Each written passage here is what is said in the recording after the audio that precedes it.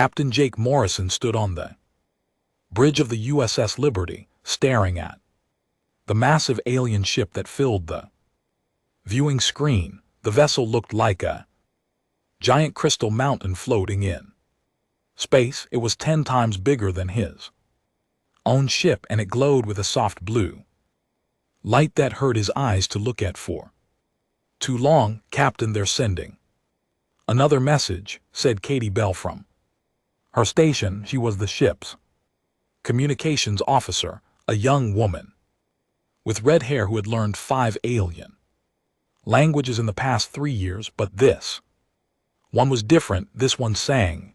The alien voices came through the speakers like music made of glass, high notes and low notes mixed together in patterns that almost made sense.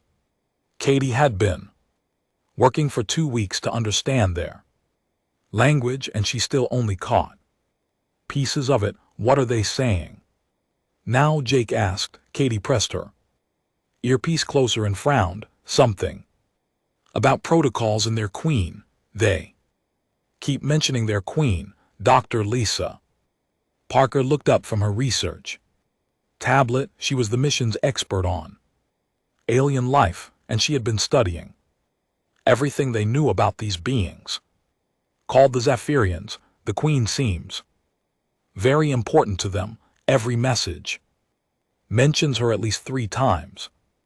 Commander Alex Stone crossed his arms. He was a big man with gray hair who had fought in 3 wars before joining this mission. "I don't like it. We know nothing about their military strength, and they want us to come aboard their ship with no weapons." Jake nodded. Alex was right to be worried. This was humanity's first contact with the Zephyrians, and everything had to go perfectly. Earth's government had spent 5 years planning this mission. They had picked their best people in their fastest ship. The future of both species might depend on the next few hours. Captain Katie said, "They're asking for our answer. Will we accept their invitation to meet the Queen?" Jake looked around the bridge at his crew. These people had traveled with him for 8 months to reach this distant star system. They had left their families, their home planet, to make history. Now that moment was here. "Tell them yes," Jake said, "but remind them of our conditions. Small delegation only, no weapons on either side, and we want to be able to leave if things go wrong." Katie's fingers moved over her console, sending the message in the singing language of the Zephyrians. The response came back quickly. "They agree to our terms," she said, "but they have one more rule: no emotional displays in front of the Queen. They say it disturbs her meditation." Alex laughed, but it wasn't a happy sound. "Emotional displays? What does that mean?" Dr. Parker looked worried. "I've been reading about their culture. The Zephyrians think emotions are primitive. They believe logic and reason are the only proper ways to think. That's going to be a problem," Jake said. "Humans are emotional by nature. We can't just turn that off." "We'll have to try," Lisa said. "This meeting is too important to mess up." An hour later, Jake sat in the shuttle with his team. Besides Katie, Lisa, and Alex, he had brought Dr. Ben Clark, linguist, and Lieutenant Amy Ross, pilot. They were his best people, but Jake still felt nervous. The Zephyrian ship grew larger as they approached. Up close, Jake could see that it really was made of crystal. The walls were transparent in some places and solid in others. Lights moved through the crystal like electricity through wires. "I've never seen anything like it," Amy whispered as she guided the shuttle into the alien docking bay. The docking bay was huge and empty except for their small shuttle. As they landed, Jake could see Zephyrians waiting for them. They were tall and thin, maybe 8 ft high. Their bodies looked like they were carved from blue ice, but they moved like living beings. Remember, Jake told his team as they prepared to leave the shuttle, stay calm, be respectful, and try not to show too much emotion. Airlock opened with a soft hiss. Jake stepped out first, followed by his team. The Zephyrians moved toward them without making any sound. Their feet didn't seem to touch the ground. The leader spoke in their singing language. Katie listened and then translated. He says, "Welcome to the eternal harmony. He is called Kathron, and he will take us to see the Queen. He wants to know if we understand the rules about emotional control." Jake nodded to the alien. "Tell him we understand and will follow all protocols." As they walked through the crystal corridors, Jake noticed something strange. The Zephyrians they passed all moved in exactly the same way. They kept their heads down and their arms at their sides. None of them looked directly at the human visitors. "They seem afraid," Lisa whispered. "Afraid of what?" Alex asked.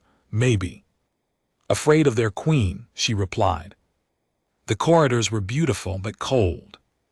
Everything was made of the same blue crystal, and the walls showed reflections that seemed to go on forever. Jake felt like he was walking through a frozen palace. Finally, they reached a massive door made of crystal that swirled with different colors. Catherine stopped and turned to face them. Katie listened to his words and translated. "He says the Queen is waiting inside. We must enter one at a time. The captain goes first, and he warns us again, no emotional displays of any kind." Jake looked at his team one more time. "Whatever happens in there, remember why we're here. We're representing all of humanity." He stepped toward the great door, which began to open without any sound. Beyond it lay a chamber so vast that Jake couldn't see the other end, and somewhere in that crystal palace waited the Queen who would decide the fate of his species. Jake took a deep breath and walked into the unknown. The chamber was like nothing Jake had ever seen. The walls stretched up so high that they disappeared into darkness.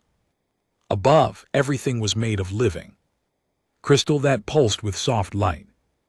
Blue, purple, and silver colors flowed through the walls like slow lightning. Jake's footsteps echoed in the huge space as he walked forward. Behind him, he could hear his team following, but their voices seemed tiny in the vast room. The floor beneath their feet was smooth crystal that showed their reflections like a mirror. At the center of the chamber stood a throne that looked like it had grown from the floor itself. It was made of the same crystal as everything else, but it was bigger and brighter. Around the throne, dozens of Zephyrians stood in perfect rows. They all faced the same direction and held their bodies in exactly the same way. Then Jake saw her. Queen Valera was twice as tall as the other Zephyrians. Her body was made of crystal so clear that Jake could see light moving through her like blood through veins. Patterns flowed across her surface, geometric shapes that changed and shifted as she moved. Her face had no features that Jake could understand, but somehow he knew she was looking at him. When she spoke, her voice came from everywhere at once. The crystal walls picked up her words and made them into music. Jake felt the sound in his chest like the bass notes of a giant organ. Katie stepped forward and listened carefully. Then she whispered to Jake, "She's greeting us in the ancient formal style. She says she has been waiting to meet the humans for a long time." Jake took a stepped toward the throne and tried to bow. The way they had practiced, tell her we are honored to meet her and grateful for her invitation. The queen's response filled the chamber with harmonious sounds. The other Zephyrians around the throne didn't move or react at all. They stood like statues, perfectly still. She says she has been studying our species. Katie translated, she finds us interesting but confusing. Dr. Parker moved closer to Jake and spoke quietly. Captain looked at the other Zephyrians. They're terrified. Jake glanced around the chamber. Lisa was right, even though the Zephyrians didn't show emotion the way humans did. There was something in their posture that looked like fear.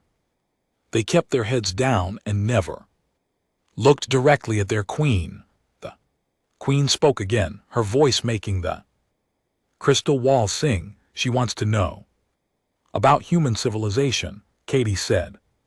She's asking about our technology, our government, our way of thinking. Jake had prepared for this question. Tell her that humans value freedom and creativity. We solved problems by working together and thinking in new ways. The queen's response was longer. This time, the patterns on her crystal body moved faster, and the light inside her grew brighter. Katie frowned as she listened. She says our thinking patterns are chaotic. She doesn't understand why we make decisions based on feelings instead of logic. She says emotions are primitive leftovers from evolution. Commander Stone stepped forward. Ask her how old she is. Jake shot him a warning look, but the queen had already heard. She turned toward Alex, and Jake could feel the temperature in the room drop. When she answered, her voice was different, older, sadder. She says she has existed for millions of years. Katie translated, she has watched stars die and new ones be born. She has seen thousands of civilizations rise and fall. Jake felt a chill run down his spine. Millions of years. How could any living being survive for that long? The queen continued speaking, and her words seemed to come from very far away. She says she has achieved perfect order in her empire. Katie said there is no war, no suffering, no chaos. Everyone follows the same rules and thinks the same way. She calls it the perfect harmony. Dr. Parker stepped forward carefully. Ask her if her people are happy. The question seemed to confuse the queen. She was silent for a long moment, and the patterns on her body stopped moving. She doesn't understand the question, Katie said. She says happiness is an inefficient emotion. Her people have moved beyond such things. Jake looked around the chamber again. The Zephyrians standing around the throne looked less like proud subjects and more like prisoners. They were beautiful and elegant, but there was no life in them. No joy, no spark. The queen spoke again, and this time her voice had an edge to it. She's asking why humans create art and music. Katie translated, she says these things serve no logical purpose. They don't help with survival or efficiency. Jake thought about his daughter Emma, who loved to draw pictures of spaceships and alien worlds. He thought about the music that played on Earth's radio stations and the books that people wrote just because they had stories to tell her that humans create art because it makes life worth living. He said we don't just want to survive. We want to feel alive. The queen's reaction was immediate. The light inside her body flared, and the crystal walls around the chamber rang like bells. The other Zephyrians actually took a step back. When she spoke, her voice was sharp and cold. She says that feeling alive is an illusion. Katie said she says all Emotions are temporary and therefore meaningless. Only eternal logic has value. Jake felt anger rising in his chest, but he forced himself to stay calm. This was exactly what the Zephyrians had warned them about. No emotional displays. The Queen continued speaking, and her words filled the chamber with icy music. She's telling us about other species she has encountered. Katie translated. She says they all eventually chose to join her empire and give up their chaotic ways. She says it made them more peaceful and efficient. What happened to the ones who refused? Alex asked. The Queen's answer was simple and terrible. She absorbed them. Katie whispered. She took their knowledge and their technology, but she removed their individuality. She says it was a kindness. Jake realized that this meeting wasn't just a diplomatic visit, it was a test. The Queen was deciding whether humanity would be allowed to keep their freedom, or whether they would be absorbed into her perfect emotionless empire. The Queen rose from her throne, and her crystal body seemed to grow even taller. When she spoke again, her words echoed through the chamber like thunder. She's giving us a challenge, Katie said, her voice shaking. She says if we can show her something new, something that might have value even to someone who has existed for millions of years, she will consider letting us keep our independence. But if we fail, Katie didn't need to finish the sentence. Jake understood. If they failed, Earth would become another part of the Queen's perfect empire.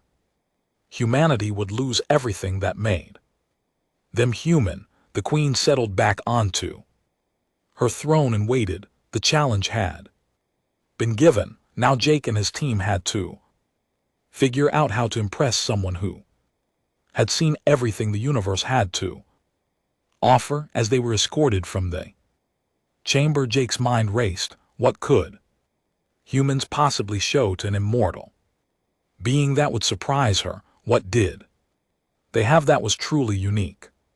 The answer would determine the fate of his entire species. Jake was sitting in the guest quarters aboard the Zephyrian ship. When the message came, the walls around him were made of the same crystal as everything else, but these rooms were smaller and warmer. The light was softer here, almost comfortable. Katie looked up from her translation device. Captain, the Queen wants to see you alone. Just you. Alex immediately stood up. That's not happening. We don't split up. It's not a request, Katie said. She's ordering it. The message says to come immediately. Jake looked at his team. They had been discussing the Queen's challenge for hours, and they still had no answers. What could they possibly show her that would be new? I have to go, Jake said. If something happens to me, get back to the shuttle and return to Earth. Tell them what we learned here. Captain Dr. Parker said, be careful. There's something about her that isn't right. Someone who has lived that long, they might not think the way we do anymore. Jake nodded and followed the Zephyrian guard who had come to get him. They walked through corridors that seemed to change as they moved.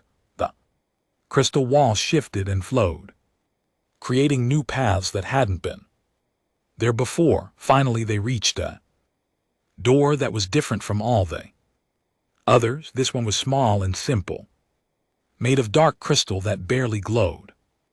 The guard gestured for Jake to enter, then walked away without a sound. Jake stepped through the doorway and gasped. The room beyond was impossible. The walls curved in directions that hurt his brain to look at. The ceiling seemed to be both very high and very low at the same time. Stars floated in the air like tiny lights, and Jake could hear the sound of distant music that had no Source, Queen Vithura sat in the center of the room, but she looked different.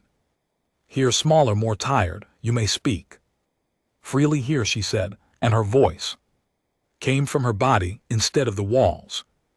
This chamber exists outside normal space. Your words will not be heard by others. Jake tried to find his voice. Your Majesty, I do not call me that, she said. Here I am simply, I have not heard my name spoken without titles for a very long time. Jake sat down on what looked like a chair made of crystallized starlight. Why did you want to see me alone? The Queen was quiet for a long moment. The patterns on her body moved slowly, like she was thinking. Because I'm tired, Jake Morrison, she finally said. I'm so very tired. Tired of what? Of everything. The Queen stood and walked to where the stars floated in the air. She reached out and touched one, and it burst into tiny sparkles of light. Do you know what it is like to live forever? Jake shook his head. At first it is wonderful, she continued. You have time to learn everything, to see everything, to experience every possible sensation. I have watched galaxies form and collapse. I have spoken with beings made of pure energy and creatures that exist only mathematical equations. She touched another star and it dissolved. But eventually you realize that nothing is truly new. Every song has been sung before, every story has been told, every emotion has been felt by billions of beings across millions of years. Jake felt a chill in the strange room. How long have you been alive? I stopped counting after the first 1,000,000 years.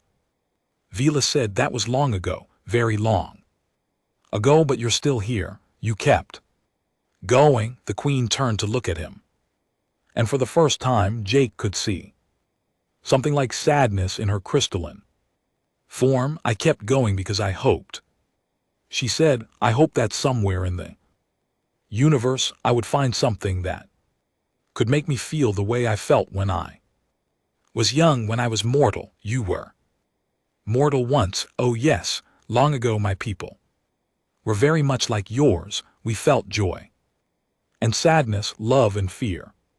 We created art and music for no reason except that it made us happy. The patterns on our body grew dim. Then we discovered how to transfer our consciousness into crystal. We thought we were becoming better, stronger, perfect. What happened? We lost our souls, she said simply. One by one, my people gave up their emotions. They said feelings were inefficient, that logic was superior. They transformed themselves into what you see now, perfect, emotionless, eternal. Jake thought about the Zephyrians he had seen in the great chamber. Their fear made sense now. They weren't just subjects, they were the remnants of a people who had chosen to become something else. But you're different, he said. You still feel things. Belra laughed, but it was a hollow sound. I feel nothing, Jake Morrison. I have not felt anything for millions of years. Do you know what that is like? To watch beauty and feel nothing, to see suffering and remain unmoved, to experience perfect music and find it as meaningless as silence. Then why do you keep going? Because I search, she said. I conquer worlds and absorb civilizations, not for power, but because I hope that somewhere I will find the thing that can make me feel again. I have tried everything: art, music, literature, philosophy, science, war, peace. Nothing works. Jake felt his heart breaking for this ancient being. Is that why you challenged us? You're hoping humans have something different. Your species intrigues me, Belthura admitted. You create beauty knowing it will not last. You love each other knowing you will lose each other. You Hope for things that may never happen. It makes no logical sense, yet you do it.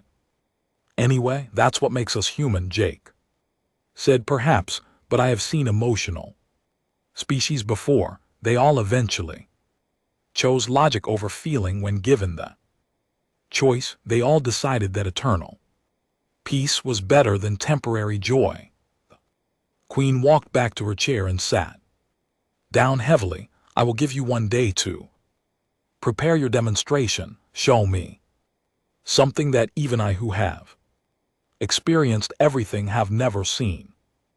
If you succeed, I will leave your species alone. If you fail, you'll absorb us like the others. I will give your people the same choice I gave all the others. Join my empire and live in perfect harmony, or be destroyed. Most choose to join. Jake stood up. And if we choose to fight? Velara looked at him with something that might have been pity. I have the combined knowledge and technology of 1,000 civilizations.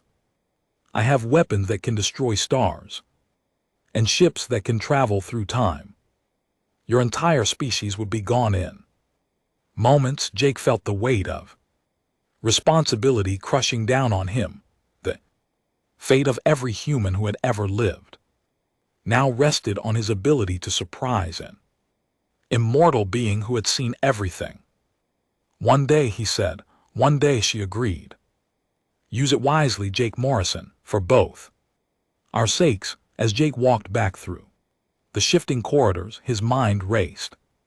What could humanity possibly offer that would be new to someone who had lived for millions of years? What did they have that no other species had shown? Sorry. When he reached his team, they all looked up hopefully. Well, Alex asked. Jake sat down and told them everything.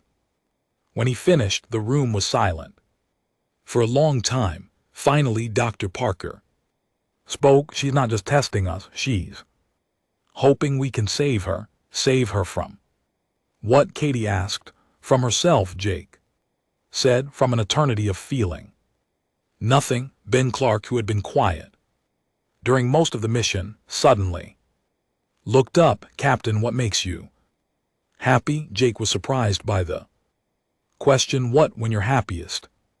What are you doing? Jake thought for a moment. I guess when I'm with my family. When I'm watching my daughter Emma play. When she shows me something she's made. Or tells me about her dreams. Why does that make you happy? Because Jake paused.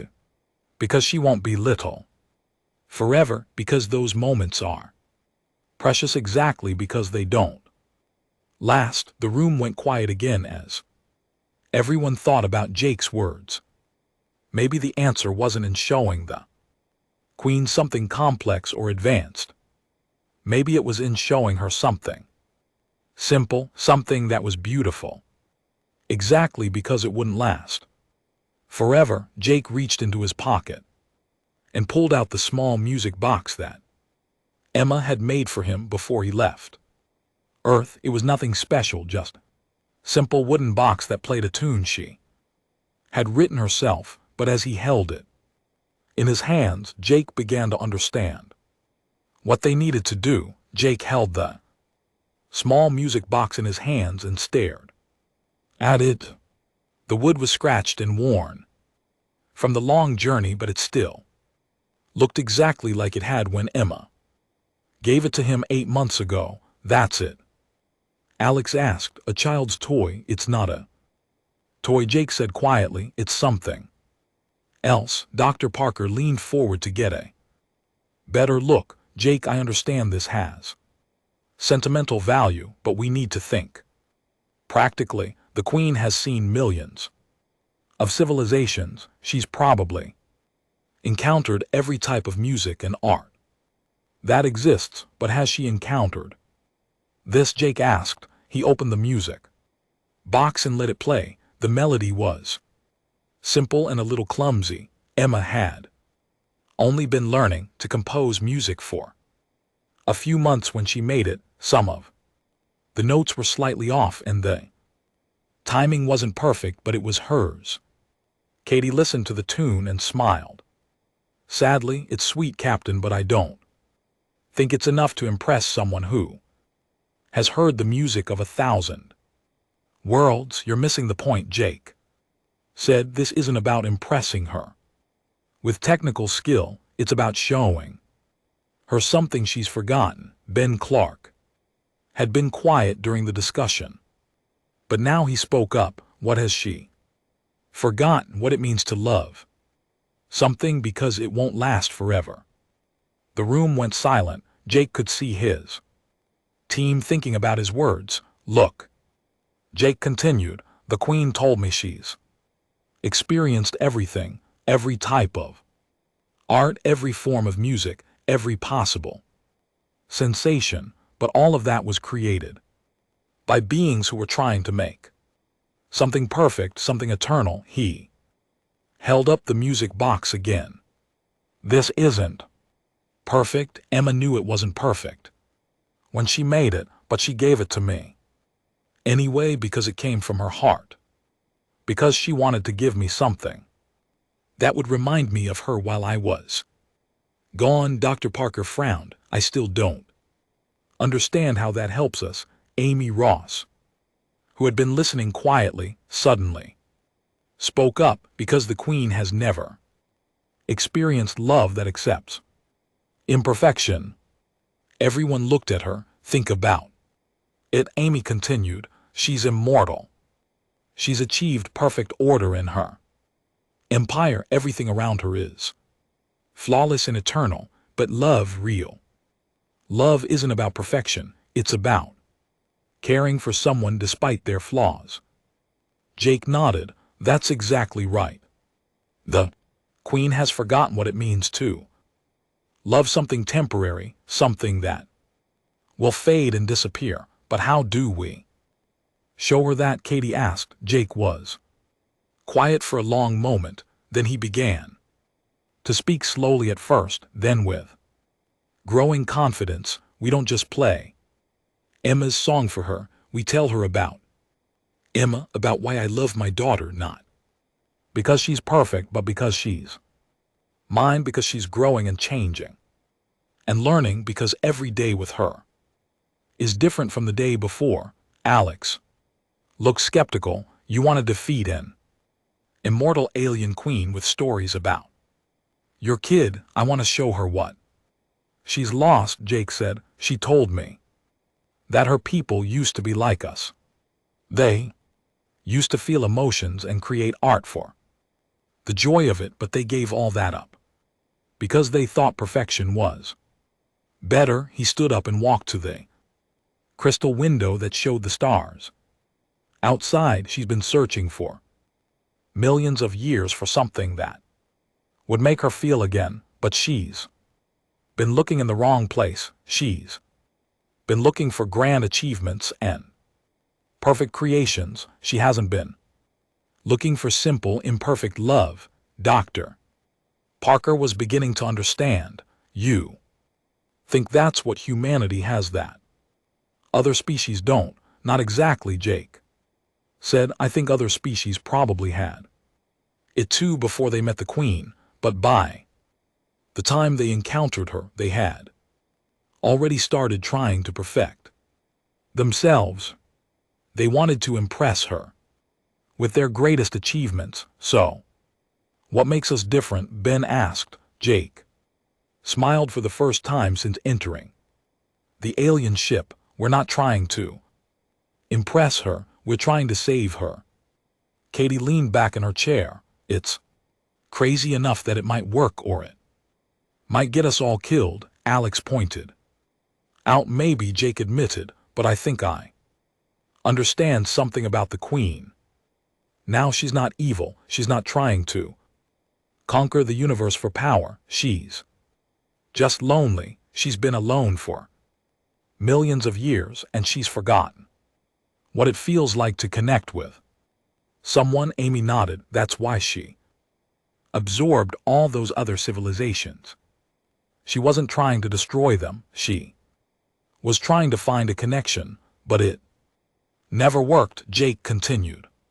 Because you can't force connection, you can't create love through conquest. Real connection happens when you share something vulnerable, something imperfect, something that comes from the heart. The team sat in silence, thinking about Jake's plan. Finally, Dr. Parker spoke. There's something else we should consider. If the Queen really has been alone for millions of years, she might not even remember how to form connections with others. She might have forgotten what it feels like to care about someone. Then we'll have to remind her, Jake said. Ben looked worried.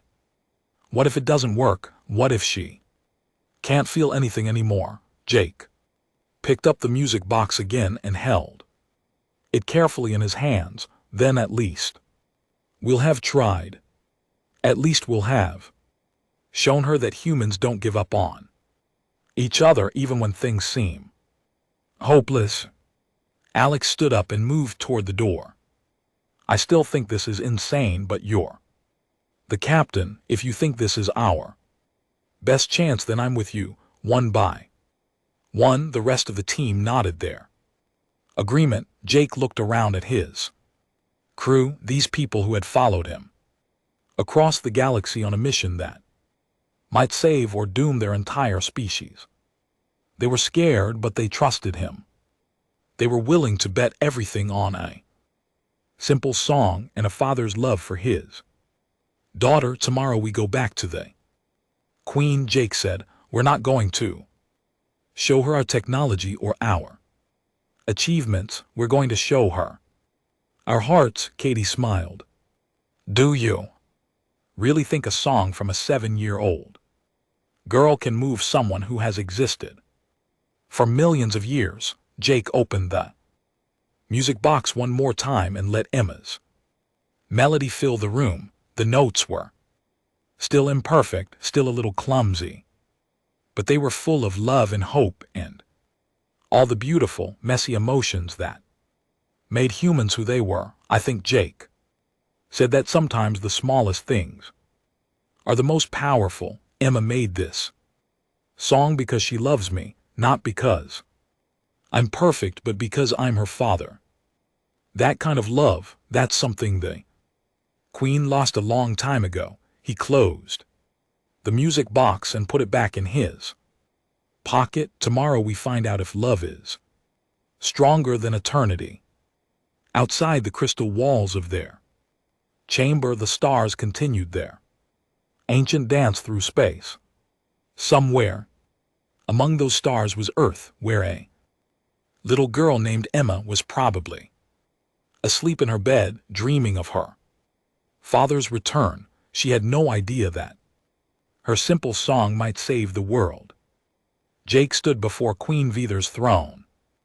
Once again, the great crystal chamber looked exactly the same as before, but something felt different. The Queen herself seemed more focused, more present. The other Zephyrians around the throne stood even more still than usual, as if they sensed that something important was about to happen. You have had your day to prepare, the Queen said, her voice filling the chamber with its musical tones. Show me what humanity believes is worth preserving.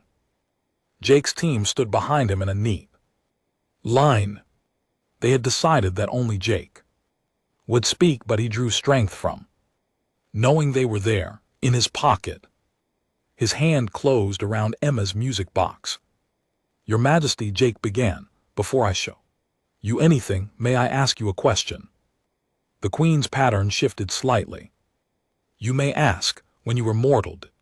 You have a family. The question seemed to surprise her. The light inside her crystal body flickered, and she was quiet for a long moment. Yes, she finally answered. I had a child, a daughter. What was her name? Another long pause. Valeria. Her name was Valeria. Did you love her? The Queen's body went completely still. Around the throne, several Zephyrians actually turned their heads to look at her. something Jake had never seen them do. Before the Queen started then. Stopped. I remember loving her, but I have not felt that emotion for so long, that it seems like a dream from someone else's life. Jake took a step forward. What if I told you that love doesn't have to be a memory? What if I told you that it's possible to feel it again? I would say that you do not understand what eternity means, the Queen replied. I have tried everything, Jake Morrison. There is nothing left that can move me. Maybe you've been looking for the wrong thing, Jake said. Maybe you've been trying to find something grand and perfect when what you really need is something small and flawed. He pulled the music box from his pocket and held it up so the Queen could see it. This was made by my daughter Emma. She's 7 years old. She gave it to me before I left Earth. The Queen leaned forward slightly. It appears to be a simple musical device. It is simple, Jake agreed. Emma made it herself in her school art class. The wood isn't perfectly smooth, the hinges squeak a little, and the song isn't technically correct, but it's the most precious thing I own. Why? Jake smiled, thinking of Emma's face when she had given him the gift. Because she made it with love. Because every note in this song represents how much she cares about me. Not because I'm a perfect father. I'm not. I work too much. I worry too much.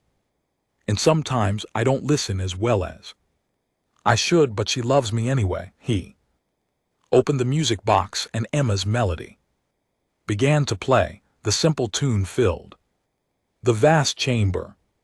It was quiet compared to the grand musical tones that the Zephyrians usually made, but somehow it seemed to reach every corner of the Crystal Palace. Jake began to speak as the music played. Emma is afraid of thunderstorms, so when they come I sit with her and we count the seconds between lightning and thunder. She's learning to read, and she sounds out every word carefully, even the easy one. She draws pictures of spaceships because she wants to be an explorer like her daddy. The Queen listened without moving. The patterns on her body had stopped shifting entirely. She has a favorite stuffed animal, a little bear named Captain Snuggles. She's getting too old for stuffed animals, but she won't admit it because she doesn't want to hurt the bear's feelings. She thinks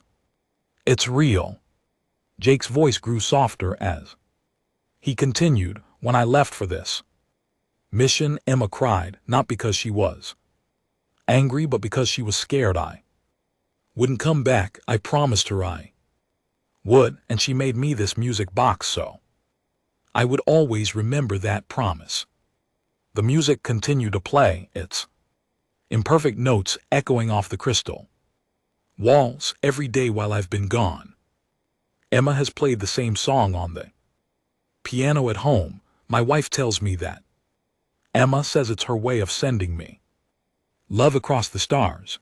A 7-year-old girl sending love to her father in a distant galaxy. Jake looked directly at the Queen. Your Majesty, you asked me to show you something new. I can't show you a technology you haven't seen or an achievement you haven't surpassed, but I can show you something that I don't think you've experienced in millions of years. What is that? Love that doesn't ask for perfection. Love that doesn't demand achievement. Love that exists simply because someone chooses to care about you exactly as you are. The music box was nearing the end of its song. As the last few notes played, Jake saw something impossible. The Queen was trembling. It started as a small vibration in her crystal form, barely noticeable, but as the final note of Emma's song faded away, the trembling grew stronger. The patterns on her body began to shift and change in ways Jake had never seen before. Around the throne, the other Zephyrians stepped back. In shock, some of them made sounds. First sounds Jake had heard from them. Besides formal responses, the queen's trembling became more violent. Her crystal body shook like she was caught in an earthquake. The light inside her flickered and flared, as she said, and her voice was no longer perfectly controlled. I can feel tears began to form in her crystal eyes, actual tears of liquid crystal that flowed down her face like silver streams.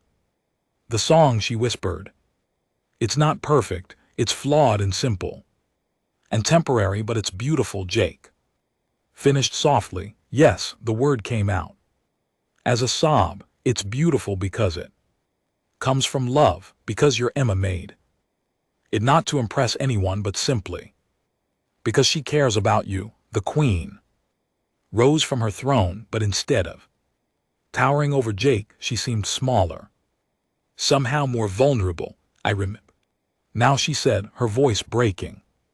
I remember what it felt like to love Valeria, not because she was perfect, but because she was mine, because every moment with her was precious, precisely because it wouldn't last forever. She looked around the chamber at her subjects, and for the first time Jake saw something like pain in her expression. What have I done? She whispered. I convinced my people to give up everything that made life worth living. I thought perfection was the answer, but perfection is just another word for emptiness. Jake stepped closer to the throne. It's not too late. You can learn to feel again. Your people can too. The queen looked at him with wonder. How? After so many millions of years, how do I remember how to love? Jake smiled and held up the music box. The same way Emma learned to make music. One note at a time, one moment at a time, one choice at a time. The queen was quiet for a long moment, thinking. Then she turned to address the Zephyrians around her throne. My people, she said, her voice carrying to every corner of the chamber, I have made a terrible mistake in seeking perfection. I led us all away from everything that makes existence meaningful. She gestured toward Jake and his team. These humans have reminded me of something I had forgot. Life is not about achieving eternal harmony. It's about cherishing the temporary moments of beauty that we share with others. One of the Zephyrians, the one who had first guided them through the ship, stepped forward.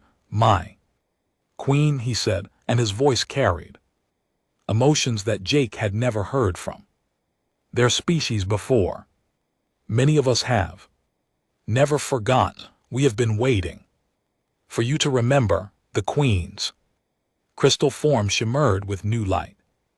Then let us remember together. Let us learn again what it means to feel joy and sorrow, love and loss. Let us become mortal again, if that is what it takes to truly live. She turned back to Jake. Captain Morris and I will not absorb your species. Instead, I ask if you would consider teaching us, help us remember what we have lost. Jake felt tears forming in his own eyes. I think we can all learn from each other. Your Majesty, please, she said, call me Thura. I would like to hear my name spoken as a friend, not as a title. As Jake and his team prepared to return to their ship, the queen asked one final question. The song your daughter made, will you play it again? Jake opened the music box once more, and Emma's simple melody filled the chamber. This time, the Zephyrians listened, not with perfect composure, but with growing wonder. Some of them began to tremble as their queen had as long buried emotions started to stir within their crystal hearts. Later, as the USS Liberty prepared to depart. For Earth, Jake stood on the bridge, looking at the massive Zaffiran ship. But it looked different now. The cold blue light had been replaced by warmer colors, and he could see Zafirians moving through the corridors with less rigid precision. Think it will work? Katie asked. Can they really learn to feel again? Jake thought about the Queen's tears, about the wonder in the Zafirians' voices when they heard Emma's song. Love is the strongest force in the universe, he said, even stronger than time, as the Liberty jumped to hyperspace, carrying the news of humanity's salvation back to Earth. Jake held Emma's music box close to his heart. Somewhere in the Crystal Palace, they were leaving behind an immortal queen, was learning to remember what it meant to love something temporary. And somewhere on Earth, a little girl named Emma was playing a simple song on her piano, sending love across the stars to her father, who was finally coming home.